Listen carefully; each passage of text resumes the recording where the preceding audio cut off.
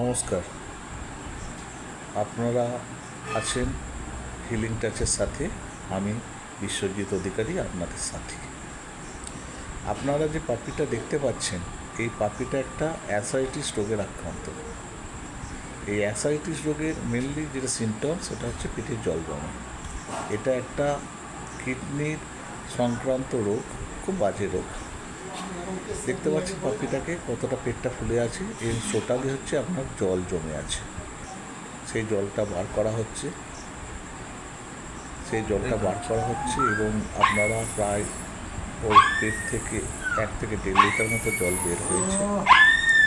এটা একটা খুব বাজে রোগ, কিডনি সংক্রান্ত এটা একটা রোগ।